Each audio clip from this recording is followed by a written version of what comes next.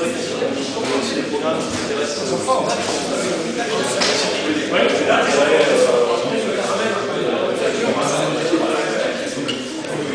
10 mètres carrés, on va récupérer un échantillon de racines, une cinquantaine de kilos. Ces racines vont être lavées, vont être découpées manuellement. Ensuite, on les traite dans le pilote. Donc, le séchage, c'est grosso modo 2 heures de traitement et la torréfaction, c'est environ une demi-heure.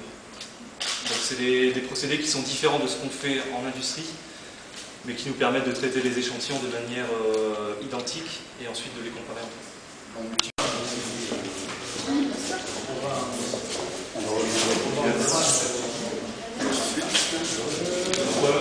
Vous innovez en Nord-Pas-de-Calais avec des partenaires du Nord-Pas-de-Calais. Trop longtemps, la région Nord-Pas-de-Calais a été une région simplement de production, une région d'exécution. Et nous en avons souffert, nous avons besoin d'avoir des entreprises, et je pense que ce sont surtout les PME qui peuvent nous apporter cet aspect.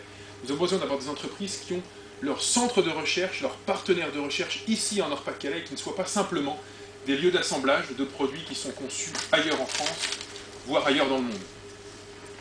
Je voulais ajouter aussi que vous illustrez bien cet aspect de l'innovation aujourd'hui qui est très important, c'est que l'innovation, ça n'est pas seulement une innovation purement produit, purement industrielle, c'est le cas aujourd'hui sur ce produit-là, mais j'ai, dans ce que vous disiez, été attentif au fait que vous innovez sur toute la chaîne. L'innovation, c'est aussi une innovation commerciale, une innovation marketing, une innovation en termes de vente.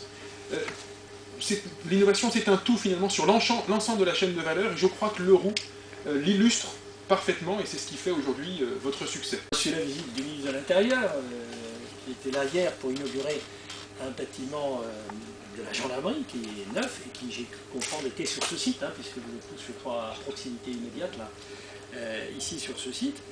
Et puis une raison, je dirais, plus personnelle, je vais vous dire pourquoi, parce que quand j'étais enfant, alors c'était pas en Bretagne. Et donc il y a d'autres régions, vous voyez, qui consommaient de la chicorée, qui consomment probablement toujours de la chicorée, c'était en Alsace. Mais quand j'étais enfant, on avait dans un petit village, et il y avait un commerçant ambulant, marchand ambulant, vous savez, qui vendait de la quincaillerie, des choses comme ça, pour les gens, il y avait une espèce de camionnette, il ouvrait derrière, les gamins du village arrivaient, parce qu'ils voyaient tout un truc, et il vendait de la chicorée, et des chicorées. Alors on avait ce bel emballage en long, là, etc., grillé bleu marine, là, qui faisait, avec un ovale au milieu, et alors, c'était le marketing de l'époque, je ne sais pas si vous le pratiquez toujours, mais à l'époque il était efficace, il fallait découper l'ovale. Et lorsqu'on avait 30 bons, voilà, lorsqu'on avait 30 bons, il me semble que c'était un ballon de foot. C'était probablement le premier ballon de foot que j'ai pu acquérir comme ça, grâce. Oui, alors je ne pensais pas qu'un jour, je viendrais évidemment chez vous, non seulement visiter l'entreprise, mais ça me rappelle de très bons souvenirs en tout cas. Iséo qui a mis en place ce jeu de absolument. En fait, la demande Iséo dans chacun des régions de France est mis en place.